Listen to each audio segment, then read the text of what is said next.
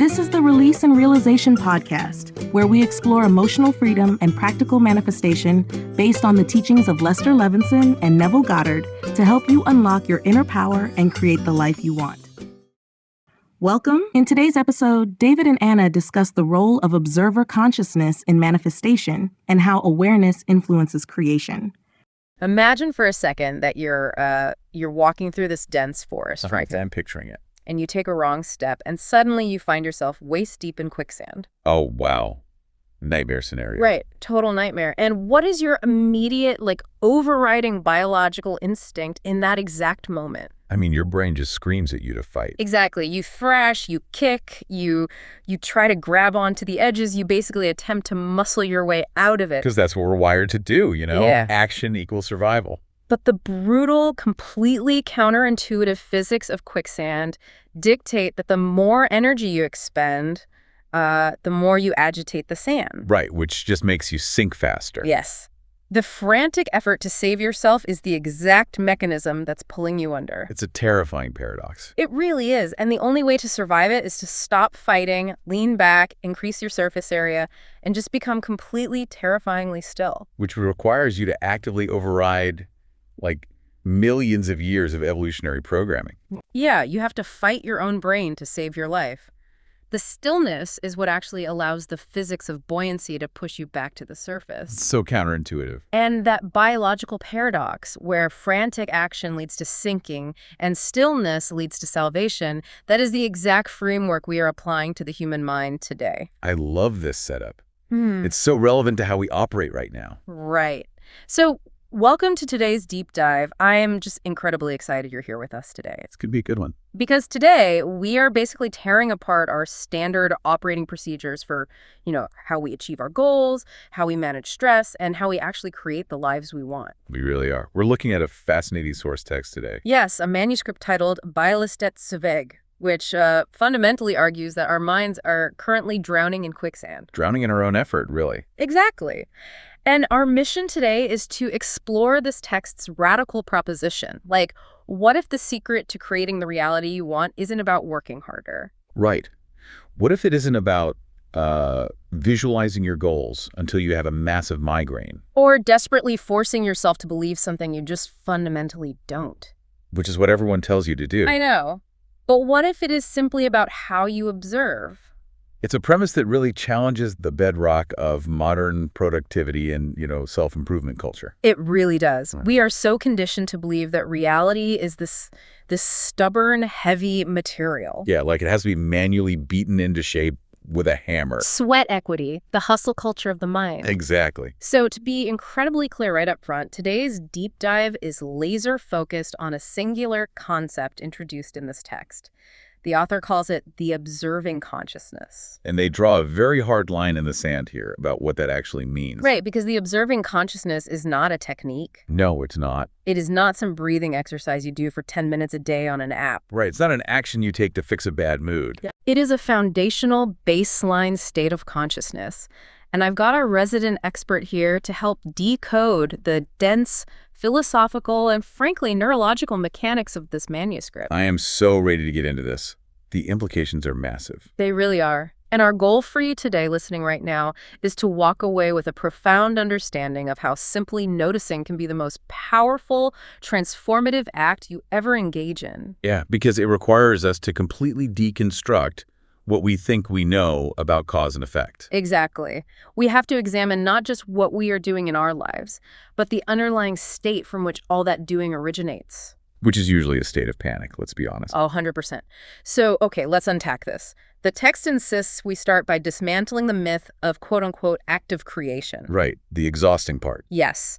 The author points out that most of us imagine creating our desired reality, whether that's a successful career, a healthy relationship, or just a peaceful Tuesday, as this highly managed, exhausting process. It's like we're micromanaging our own existence.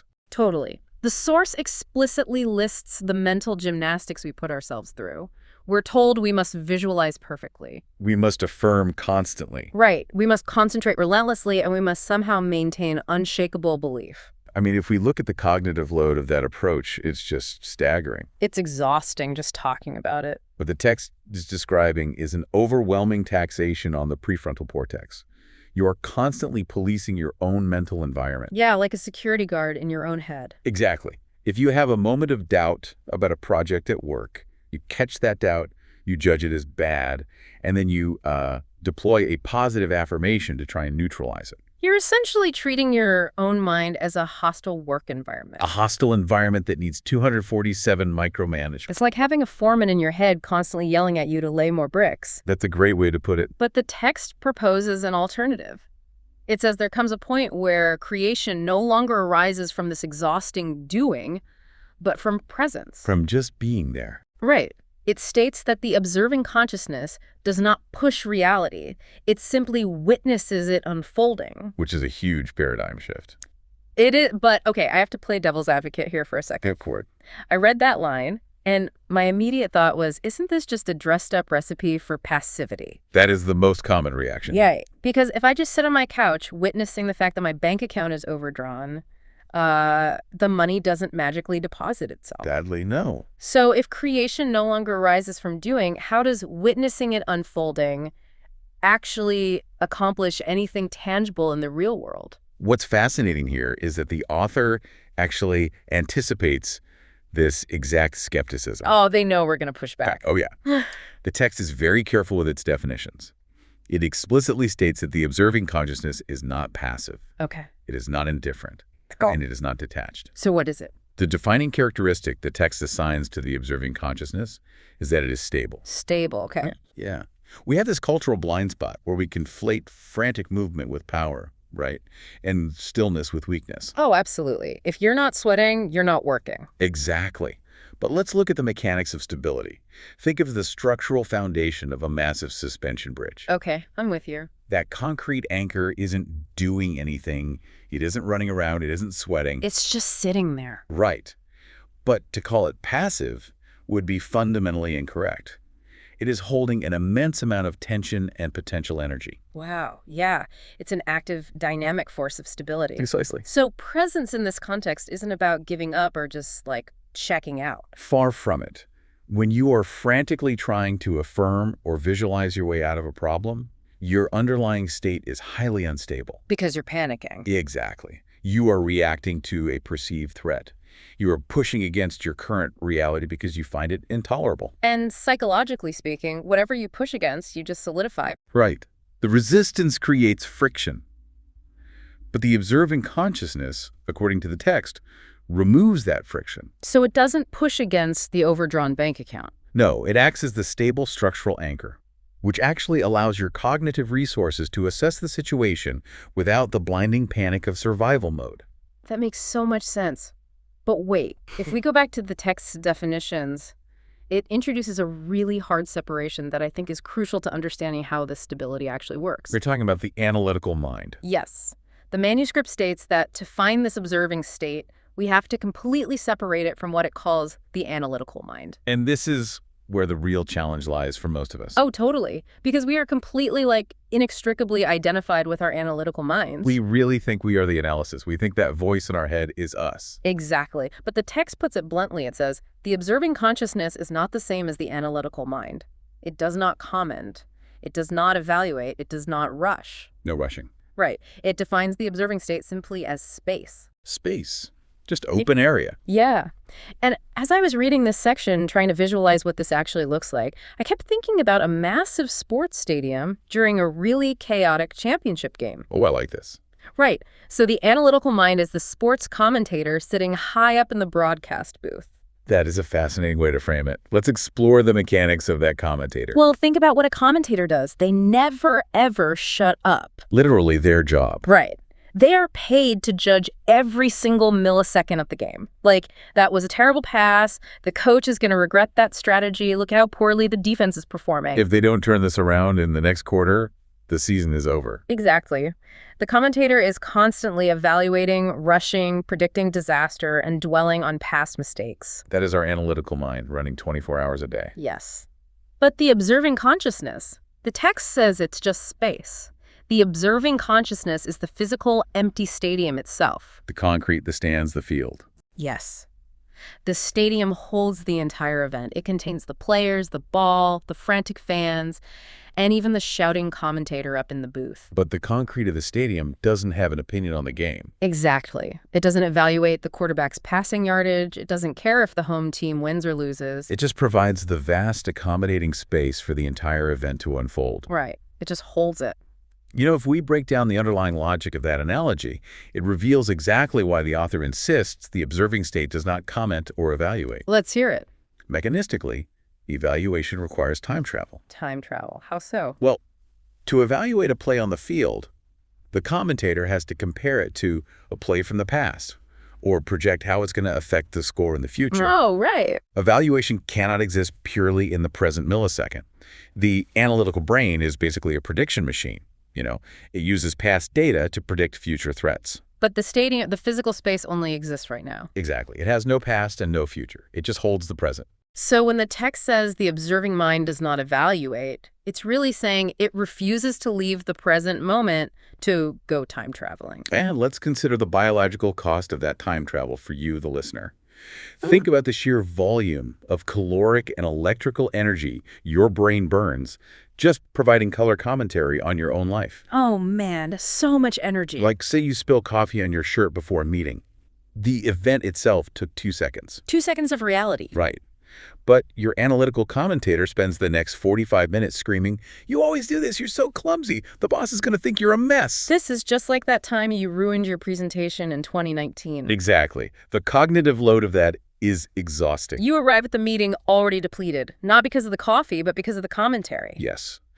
The manuscript is suggesting that giving up the compulsive need to evaluate every fragment of reality creates the very space we are talking about. So you just let it be. When you silence the commentator, you suddenly realize you have this vast inner bandwidth. You aren't arguing with the reality of the spilled coffee. You become the space in which the coffee was spilled. Shifting from the frantic broadcast booth to the silent, stable stadium. That is the foundational move of this entire philosophy. Which begs the immediate question, if the observing state is this calm, open, vast stadium, how do we so easily end up back in the cramped broadcast booth? Because we all do. Constantly. Right. I don't know anyone who lives permanently as the stadium. We lose that space all the time. Daily. Hourly. And the text actually maps out the exact anatomy of this collapse. It describes what happens when we get pulled out of the space and back into the noise. The author labels this the involved state of consciousness. The involved state. And the sequence of events the text outlines is incredibly precise. It really breaks it down step by step. It says, quote, "When you are completely pulled into a situation, your state of consciousness narrows. It reacts, it judges, it defends, or attacks." It's a description of severe psychological tunnel vision. Yeah, you lose the periphery. You lose the vastness of the stadium, and suddenly you are trapped in a tiny high-pressure tube. And this narrowing of consciousness, it isn't just a metaphor. It's a physiological reality. We're literally in the brain. Yes. When the brain perceives a threat, the sympathetic nervous system kicks in. The pupils literally dilate. Blood flow redirects from the prefrontal cortex, where we do our rational, expansive thinking, and floods the amygdala, the fear center. Wow. Your consciousness physically narrows to hyperfocus on the threat. And the text issues a really profound warning about this involved state. What's the warning? It directly connects this narrowed defensive posture to what it calls a lack-based state of consciousness. Okay, wait, why lack-based? If I'm defending myself in an argument, I feel like I'm asserting my boundaries, not lacking something. Well, let's examine the root of the defense. Why do we defend or attack in the first place? Because we're threatened. Right, but we only deploy defense mechanisms when we perceive that something vital is missing or under threat. Okay, I see. We attack because we lack a sense of safety, or we lack control, or we feel a lack of respect or validation. That makes total sense. The text lays down an uncompromising ontological rule here. It says, as long as you are identified with a lack-based state of consciousness, you are doomed to create from that state. So you can't build something positive out of that panic. Exactly. If you try to fix a relationship problem while your consciousness is narrowed into a defensive, lack-based state, whatever solution you force will be infected with that underlying panic. But practically speaking, how do you stop that cascade? That's the million-dollar question. Let's ground this in a real-world scenario for the listener. Okay, lay it out. You're at work, you're already stressed, and your manager sends you a highly critical, passive-aggressive email copying your entire team. Oh, brutal. The worst. Right. And in that millisecond, your consciousness narrows, the tunnel vision hits, you are entirely in the involved state. Your heart rate spikes. You are judging the manager, you are furiously drafting a defensive reply in your head. You're fully in the broadcast booth. Exactly. But the text claims there's a turning point. It says, when even a small inner space appears, you begin to notice the reaction itself. You are not only in it, you can also see it. That right there, that is the pivotal psychological wedge. It is the moment of waking up inside the dream. So instead of just being the anger, you suddenly realize, wait a minute, I am observing anger happening inside my body. The text delivers what I consider its core thesis statement right here. Lay it on me. It says, the observing consciousness introduces freedom between reaction and reality. Freedom between reaction and reality. We need to deeply analyze that phrase. In the default human experience, those two things are glued together instantaneously. Like cause and effect. Exactly. The event happens, the boss's email, and your reaction, panic, and defensiveness fire simultaneously. Email equals panic. There's no daylight between them. None. But the observing consciousness acts as a wedge driven right between the stimulus and the response. It creates a gap. Exactly. It reminds me of the famous psychological principle often attributed to Viktor Frankl. Between stimulus and response, there is a space, and in that space is our power to choose our response. I love that quote. The source text defines presence simply as the act of not being carried away by the content. So you feel the adrenaline spike? Right. You feel the heat in your face. Yeah. You feel the defensive thoughts racing, but you are no longer swept down the river by them. You have stepped out of the rapids and are sitting on the riverbank, just watching the panic float by. You are the stadium holding the panic rather than the commentator becoming the panic. Exactly. But I mean, this requires a complete demolition of how we view our own identity, doesn't it? It really does. It's a total paradigm shift. Because if we are trying to create this gap, this wedge between the event and our reaction, the text argues we have to break down a very specific, deeply ingrained equation. The equation of fixed consciousness. Right. The manuscript lays out this mathematical formula we all subconsciously live by, which is the thought equals me. Right. Thought equals me. And as long as that equation holds true in your mind, your state of consciousness remains totally fixed. Yes. Like, if an angry thought arises, you believe you are angry. If an anxious thought appears about your mortgage, you believe you are an anxious person. It's a state of total cognitive fusion. We absorb the passing data of our nervous system, and we just solidify it into an identity. And the text proposes breaking that equation. Which raises an important question. How do we do that? Well, it says, from the observing state of consciousness, a thought can be seen, an emotion can be felt, a bodily reaction can be noticed, yet none of them becomes identity. Right. They're just objects. Exactly. When you observe the thought rather than becoming it, your state of consciousness transforms from fixed to what the text calls movable. Which is a monumental leap in human development, honestly. It really is. If a thought is an object that can be observed, then the observer cannot be the thought. The eyeball cannot see itself. Oh, that's a great point. If you were watching the anxiety, you are the space containing the anxiety, not the anxiety itself. I hear the philosophical elegance of that. I really do. But I have to push back here on behalf of anyone listening who has ever experienced real visceral stress. please do. Because the text makes it sound incredibly clean and sterile, you know? An emotion can be felt without becoming identity. Right. Very neat and tidy. But in the messy reality of the heat of the moment, when your nervous system is on fire, when you are consumed by rage, or when you are having a near panic attack about losing your job, isn't that untangling incredibly difficult? It's near impossible. How do you actually stop yourself in mid-adrenaline rush from saying, I am terrified, and smoothly shift into, I am the vast stadium noticing the phenomenon of terror? You don't. Right. When your biology is screaming that a tiger is chasing you, you can't just philosophize your way out of it. You are entirely correct. And if you try to achieve that separation using the analytical mind, you will fail every single time. Because you're just using the commentator to try and fire the commentator. Precisely. You cannot think your way out of an amygdala hijack. It just doesn't work. Using the prefrontal cortex to argue with a flooded nervous system is like throwing a glass of water on a grease fire. Oh, wow. It just spreads the chaos. But the author of this text deeply understands this biological limitation, which is why the manuscript does not leave us stranded in abstract philosophy. Thank goodness. When dealing with the overwhelming heat of the moment, the text radically shifts its focus from the mind to the physical body. Yes. It introduces a completely different mechanism to create that gap, and it calls this mechanism sensoromotor observation. Sensoromotor observation. The text explicitly clarifies that this is not a mental analysis. No. It is pure physical perception. The manuscript lists very specific, tangible physical anchors. When you are in that panicked, involved state, it says to shift your attention to the body. Out of the head, into the body. You notice the rhythm of your breathing, the tone of your muscles, the inner sense of space, the direction of energy.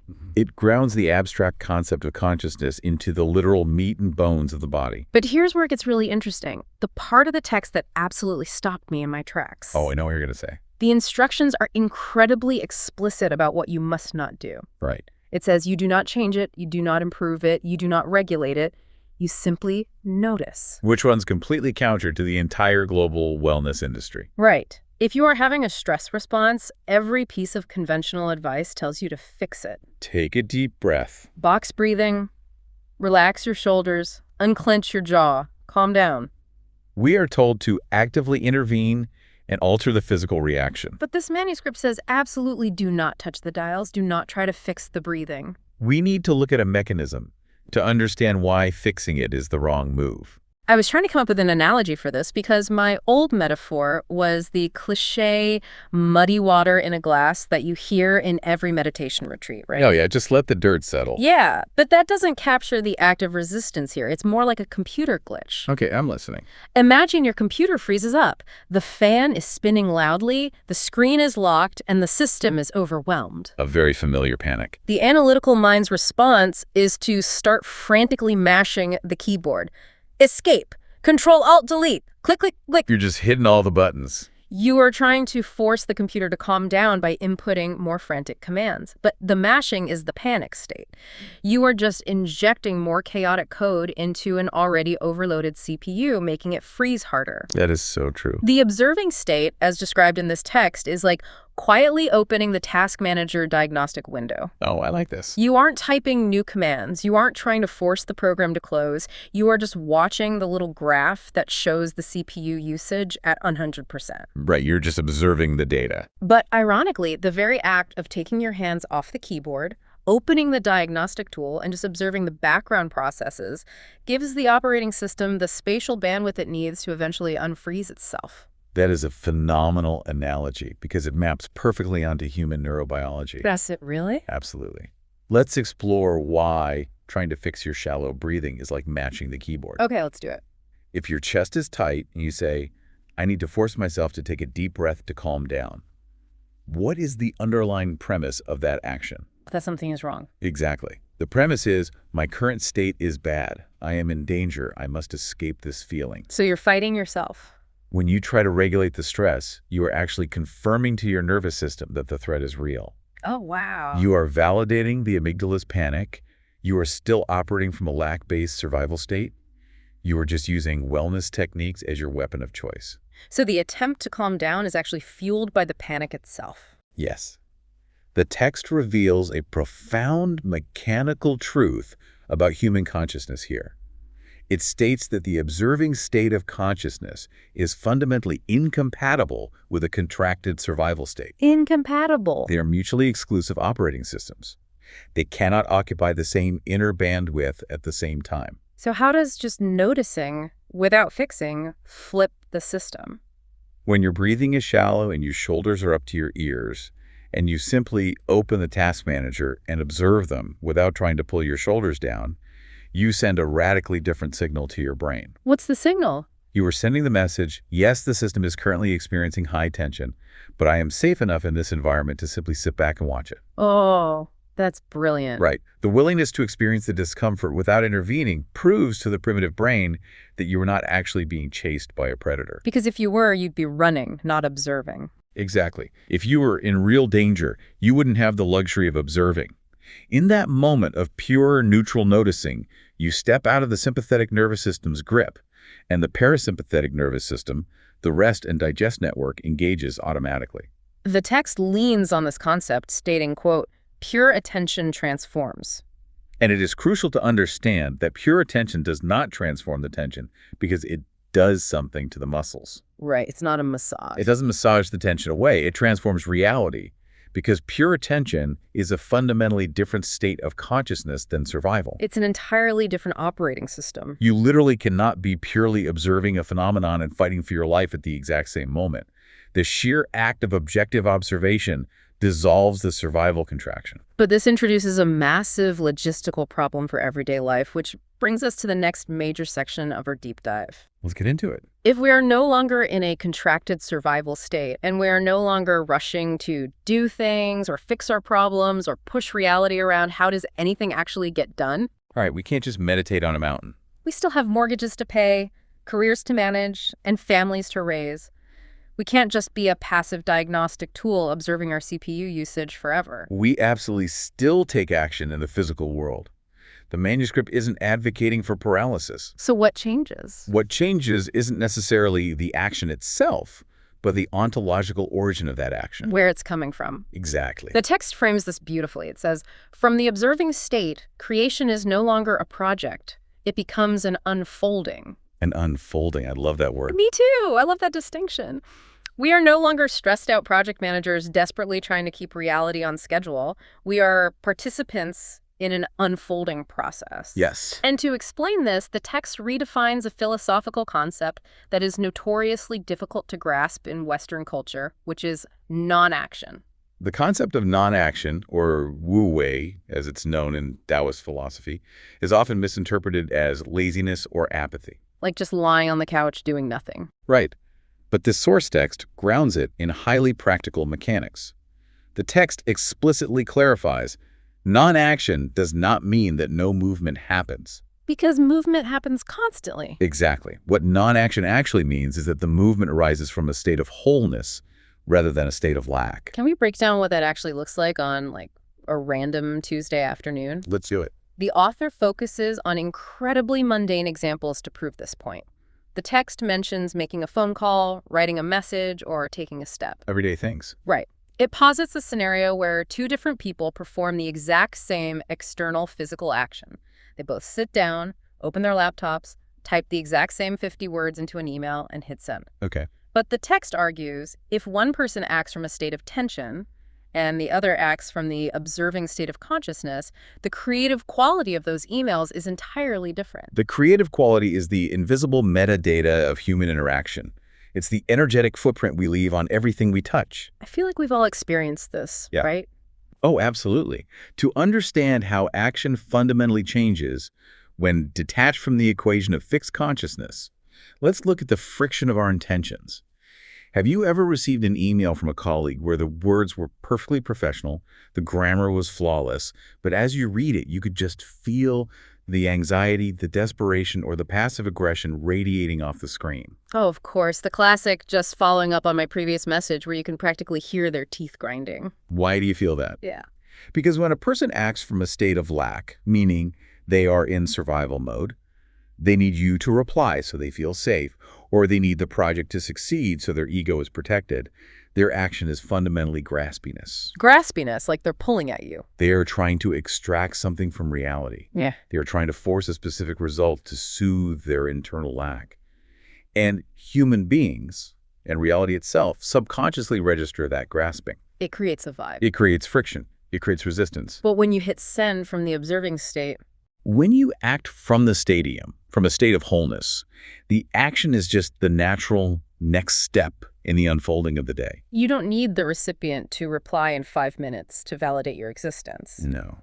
You aren't dragging the heavy luggage of your survival mode panic into the email. Mm. Because the action isn't fueled by desperation, its creative quality is clean. It is frictionless. That makes me question the nature of ambition entirely. Like, can you still be ambitious if you aren't driven by a lack-based need to prove yourself? The text would argue that true, sustainable ambition only exists in the state of wholeness. Really? Yeah. When you build a company because you are terrified of being poor, Yeah. every decision is a stressful project infused with tension. Right. When you build a company because it is the joyful unfolding of your capabilities, the external work might be identical. You still work 10 hours a day, but the internal experience is play, not war. The movement doesn't create resistance. Which perfectly sets up the final and, frankly, the most mysterious consequence outlined in this manuscript. This is where it gets really mind-bending. When you shift this creative quality, when you stop grasping and start unfolding, the text claims it fundamentally alters your experience of time itself. It describes a localized bending of time. Yeah. The author writes, one reliable sign of the observing state of consciousness is that your experience of time changes. The text notes that the frantic urgency drops away, replaced by what it calls inner spaciousness. Inner spaciousness. But it's very careful to draw a distinction here. It says this is not about moving in slow motion. It is not slowness. It is purely inner spaciousness. Let's look at the mechanics of urgency for a second. Okay. Urgency is the ultimate symptom of the amygdala's survival state. Urgency whispers, if this exact thing doesn't happen right now, my survival is threatened. It's pure panic. It is the pinnacle of the lack-based emotion. It compresses time. But inner spaciousness is the hallmark of the stadium we've been discussing. Because the stadium has all the time in the world. Exactly. The concrete stadium doesn't rush the fourth quarter of the game. It doesn't look at its watch. It knows the event will take exactly as long as it takes to unfold. And here is where the text connects this spatial bandwidth to actual manifestation. It makes a massive claim. It says, this inner spaciousness is the prerequisite state that allows a concept it calls living in the end to finally stabilize. If we connect this to the bigger picture, living in the end is a phrase thrown around a lot in pop psychology and manifestation communities. Oh, constantly. It usually implies walking around pretending you already have the promotion, trying to force the feeling of the wish fulfilled. Fake it till you make it. Right. But people exhaust themselves trying to sustain that delusion. The text argues you cannot force it with the analytical mind. It only stabilizes organically when you have achieved inner spaciousness. Because the defining characteristic of the observing state of consciousness, as the text explicitly points out, is that it does not demand proof every minute. That line was a gut punch. It does not constantly check. It does not measure. It knows. It knows. Let's contrast that with the commentator in the broadcast booth. The analytical mind is obsessed with the scoreboard. Constantly checking the stats. Did it work yet? Is the client going to call?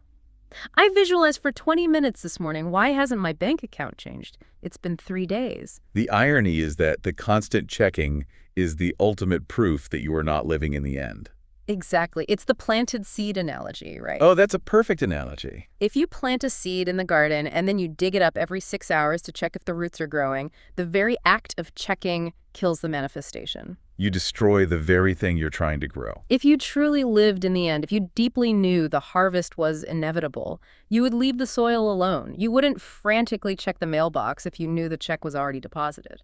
Which brings us to the profound, mechanical conclusion of this entire philosophy. Let's hear it. The manuscript states that this quiet knowing, this absolute refusal to constantly dig up the seed to measure it, is what allows what is already true as a state of consciousness to gradually organize itself into lived experience. I want you listening to really focus on the verb choice there. It's so specific. It does not say you force reality into existence. It says reality gradually organizes itself. It's the return to the quicksand. When you finally stop thrashing, the physics of the water organize themselves to push you up. That is so powerful. When you hold the stable space of the observing consciousness, when you stop vibrating with the friction of lack and urgency, reality finally has the frictionless room it needs to catch up to your internal state. It just clicks into place. It is the ultimate paradigm shift from using force to wielding power. Force is kinetic. It requires constant effort, burning calories, and fighting resistance. Power simply is. Wow. The observing state is pure ontological power because it is perfectly aligned with wholeness, requiring no frantic checking to justify its existence. What an incredible conceptual journey this text has taken us on today. It really is a masterpiece of psychology. Let's trace the path we just walked for everyone listening. We started by challenging the exhausting, culturally ingrained myth that creation requires the relentless hustle of visualization and forced belief. Right. We discovered that true creative power isn't in the doing, but in the stable structural anchor of presence. We learn to recognize the analytical mind for what it truly is, a frantic, energy-draining sports commentator, obsessed with the past and future, and we saw the necessity of becoming the vast, accommodating stadium instead. We examine the terrifying tunnel vision of the involved state, where our consciousness narrows into a lack-based survival mode. We found the escape hatch. Yes, the psychological wedge that introduces freedom between the stimulus and our reaction. We uncoupled our very identity from our neurology, breaking the deeply flawed equation that thought equals me, and proving that consciousness can be movable rather than fixed. And on a practical physiological level, we explored how sensor-motor observation, simply opening the task manager and noticing our physical tension without attempting to fix it, sends a safety signal to the brain, instantly dropping us out of the sympathetic nervous system's contracted survival state. From that baseline of safety, we completely redefined what action looks like. We saw how acting from a state of wholeness rather than tension removes the graspiness from our lives, changing the creative quality of our movement, and turning our daily grind from a stressful project into a natural unfolding. It changes everything. And ultimately, we saw how all of this removes the frantic urgency of time, creating an inner spaciousness that allows us to truly live in the end, possessing a quiet knowing that doesn't need to constantly check the soil for proof. It is a breathtakingly cohesive roadmap for an entirely new way of operating the human machine. It truly is. Now, the manuscript does leave us hanging on a massive cliffhanger. It does. In the final lines, it teases the next phase of this exploration. It suggests that in the upcoming chapters, it will dismantle another massive myth. I can't wait for this. It will explore why the strength of belief, which is, the holy grail of modern self-help, the idea that you just have to believe harder to make things happen, is actually not the decisive factor in creation. Which is going to ruffle some feathers. Oh, definitely. Instead, the real mechanism is the coherence of the state of consciousness. We're going to dive deep into how inner certainty actually functions mechanically as a quiet, stable force. That is going to be a mind-bending conversation for our next deep dive. The mechanics of coherence are fascinating. I cannot wait to unpack the neurology behind that. But before we sign off, we always want to leave you, the listener, with a final thought. A provocation to carry with you as you close this out and step back into your day, inspired by the deep mechanics we've explored.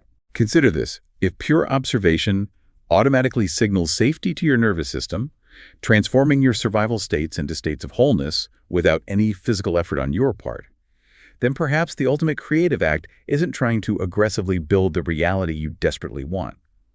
Perhaps the ultimate, most terrifyingly powerful creative act is simply having the courage to stand completely still and look at the reality you are already in, without allowing the commentator to say a single word. So the next time you feel the quicksand pulling at your ankles, maybe it's time to stop thrashing. Maybe it's time to open the task manager, take your hands off the keyboard, become the stadium, and just watch how the world naturally begins to organize itself around your stillness. Thank you so much for joining us on this deep dive. We'll see you next time. Thank you for listening to this episode. If you enjoyed the conversation, please consider subscribing to the channel. For more in-depth and advanced content, you're welcome to join us on Patreon. We'll be back next week with the continuation of this topic.